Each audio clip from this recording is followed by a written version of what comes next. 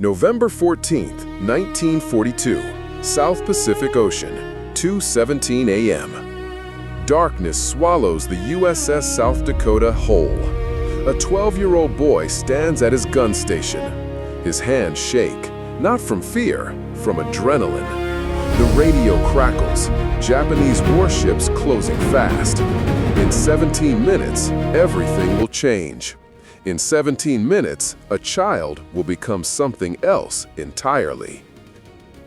The shrapnel hits before the sound registers. Metal tears through Calvin Graham's jaw, punching out his front teeth, spraying blood across the gun mount. Another explosion lifts him off his feet and hurls him down 3 stories of steel superstructure. He lands hard. The ship lurches. Fire spreads across the deck. Men scream in the smoke. Calvin Graham is 12 years old. He pulls himself up and begins dragging wounded sailors to safety. This is not supposed to be possible. Children do not fight in wars.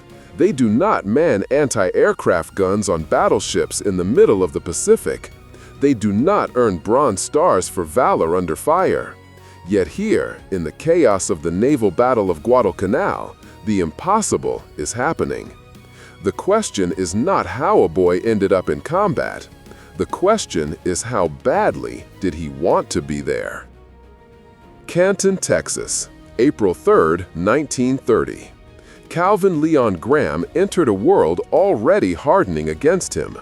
The Great Depression carved deep lines into every Texas family, but the Grahams carried burdens beyond poverty. 7 children, a father who died too young, a stepfather whose anger found targets in the smallest bodies. Calvin learned early that survival meant becoming invisible, or becoming someone else entirely. By age 11, he had moved out, not to a better home, to a boarding house with his older brother. He sold newspapers on street corners, delivered telegrams at night, kept himself fed, kept himself moving. The routine was simple: wake up, work, survive, repeat. Then, December 7, 1941 arrived. Pearl Harbor burned on every newsstand. Calvin saw the headlines daily. He read about the ship sinking, the men dying, the war expanding. His cousins enlisted. Some came back in coffins.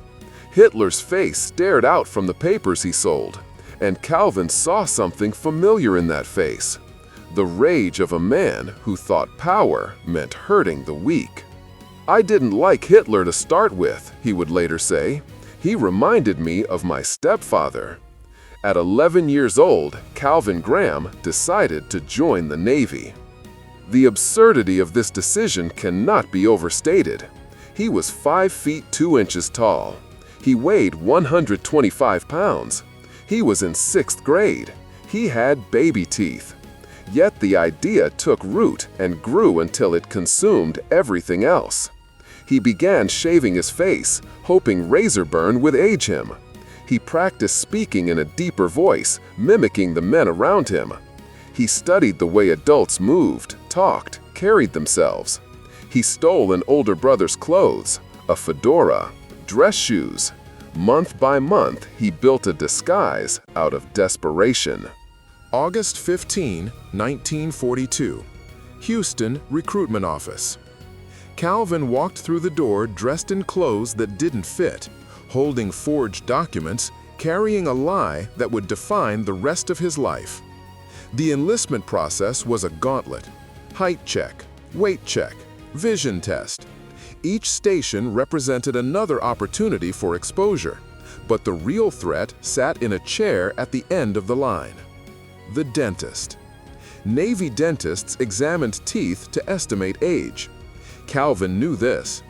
He knew that when the man looked in his mouth, he would see baby teeth. He knew the game would end there.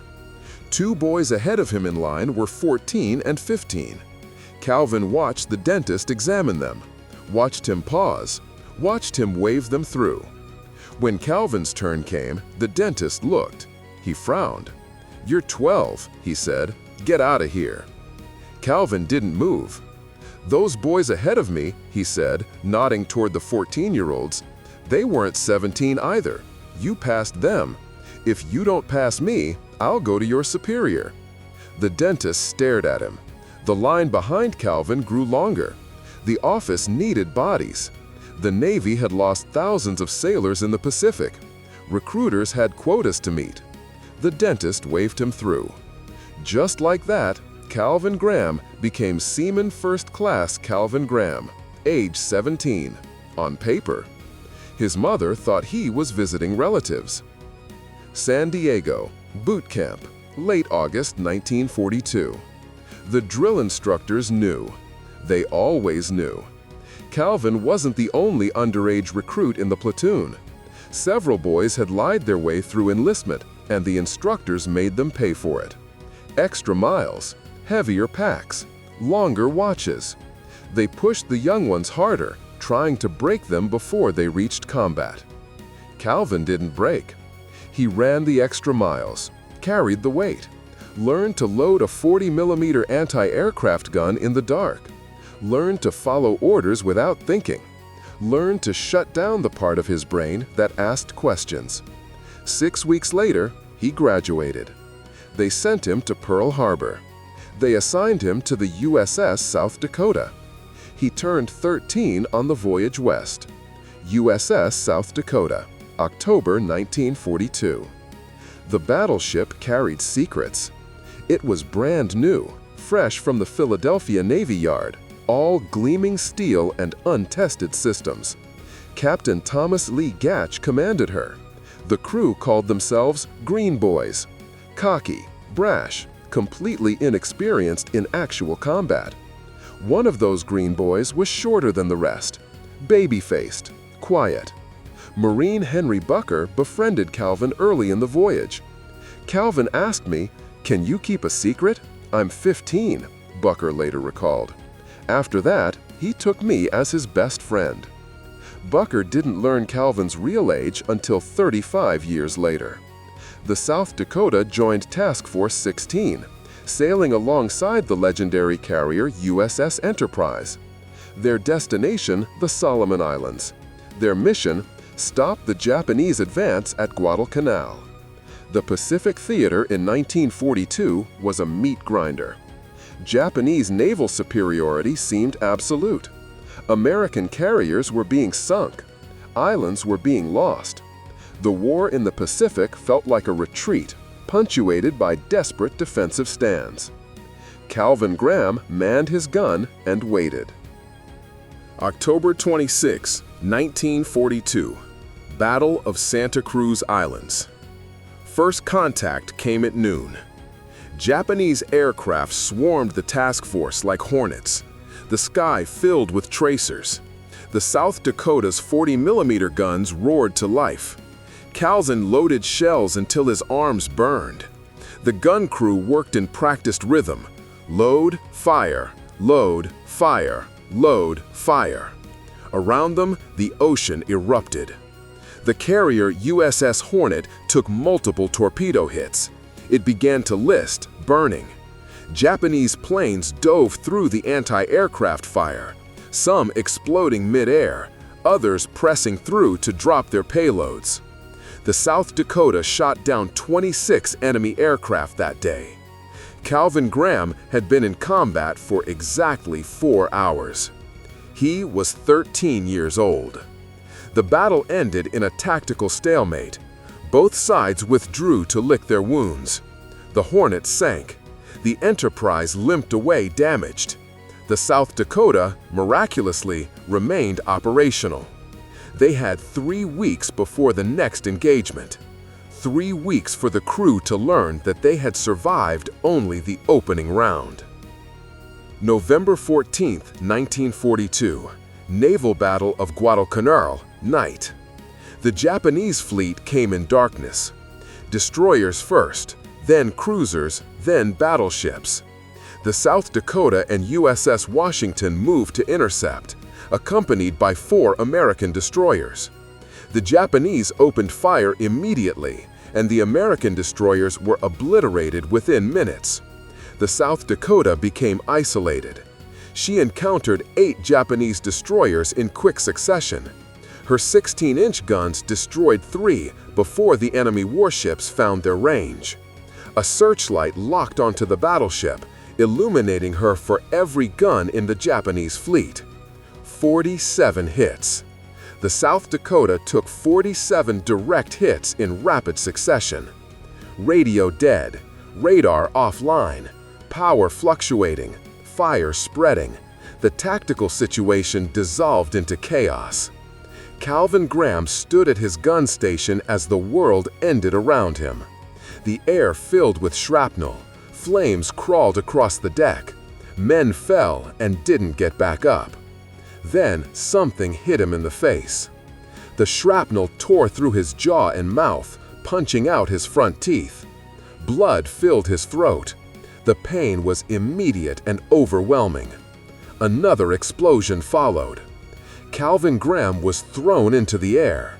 He fell through 3 decks of superstructure, bouncing off metal beams and railings, landing finally on a lower deck in a heap. He should have stayed down. He should have waited for medics. He should have been unconscious. Instead, Calvin Graham stood up. Around him, sailors were screaming. Some were on fire. Others had lost limbs. The deck was slick with blood and seawater. The ship listed hard to starboard. Calvin began pulling the wounded to safety.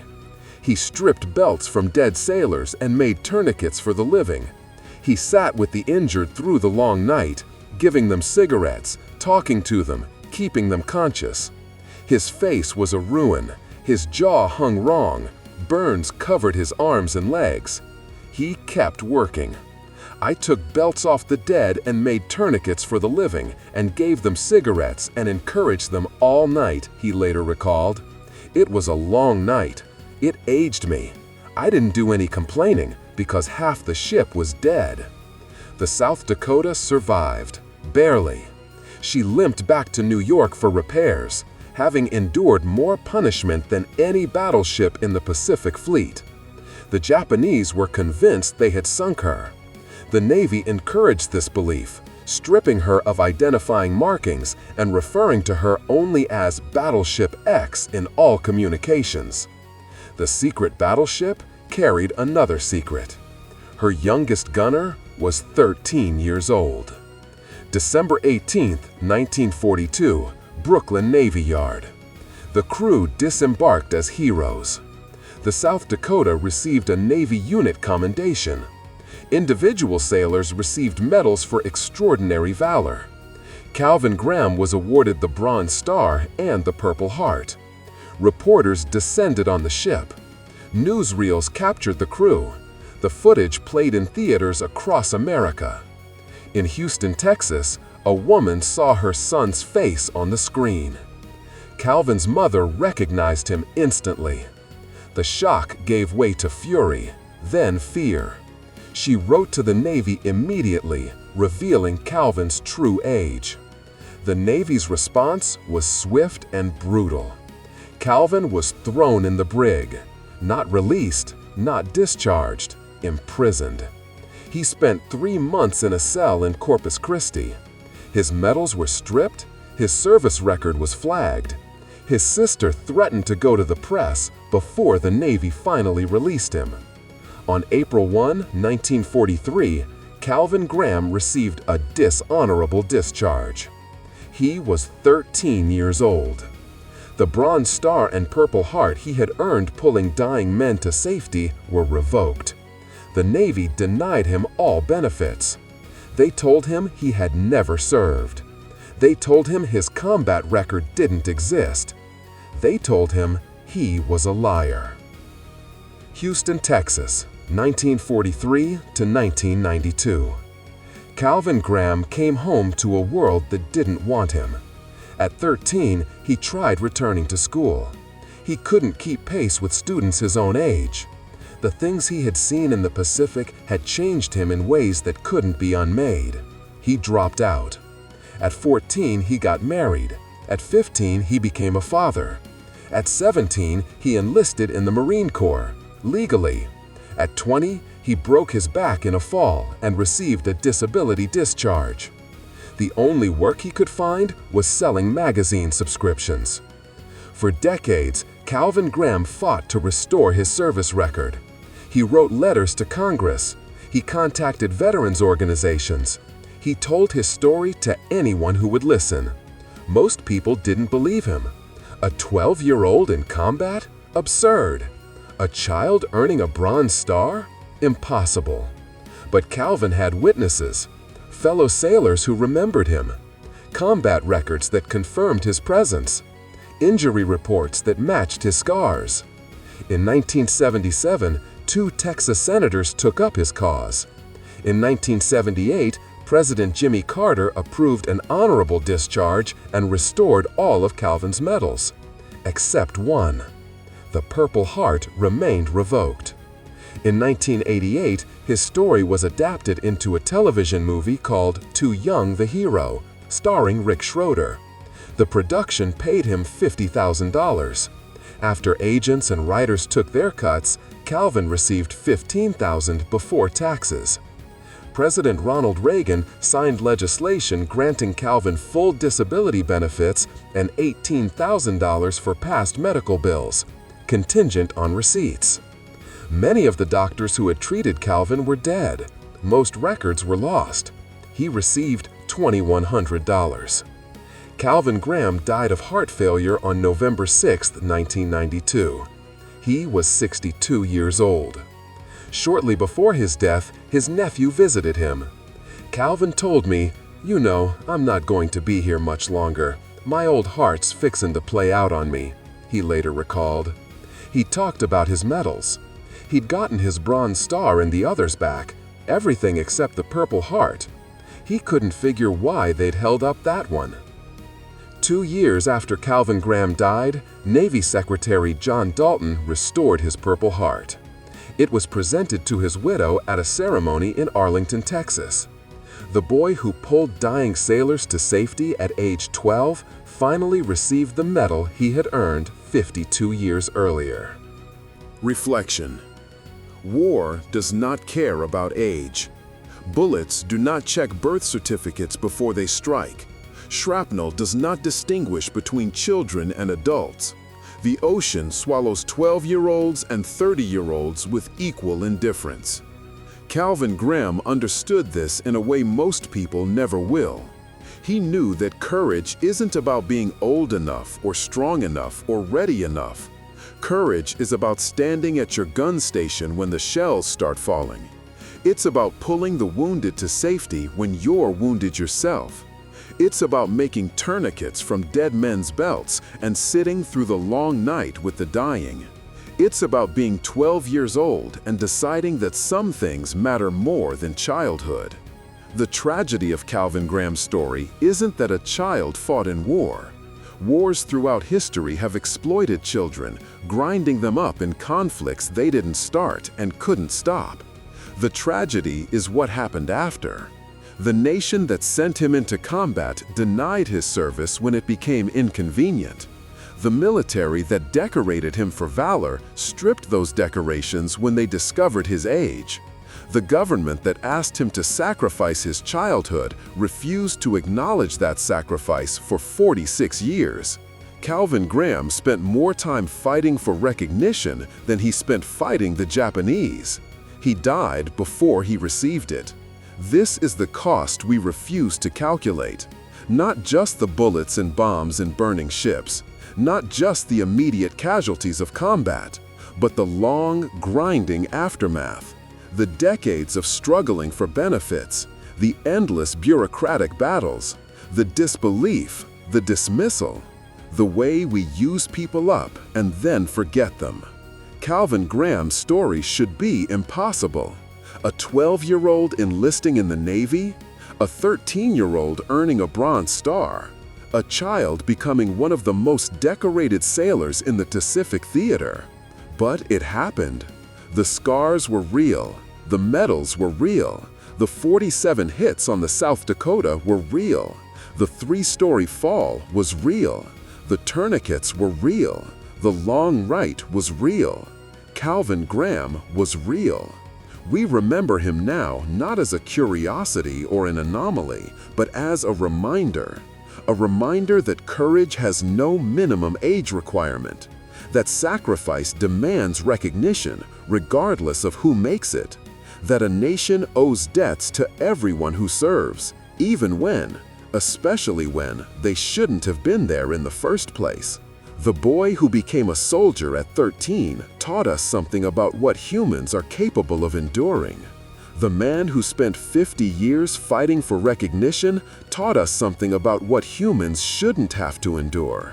Both lessons matter. Both deserve remembering. On November 14, 1942, in the darkness of the South Pacific, a 12-year-old boy pulled dying sailors to safety while bleeding from his shattered jaw. He made tourniquets, he gave encouragement, he stayed conscious through the longest night of his life. That boy was Calvin Leon Graham. He was real. He was there. He deserves to be remembered.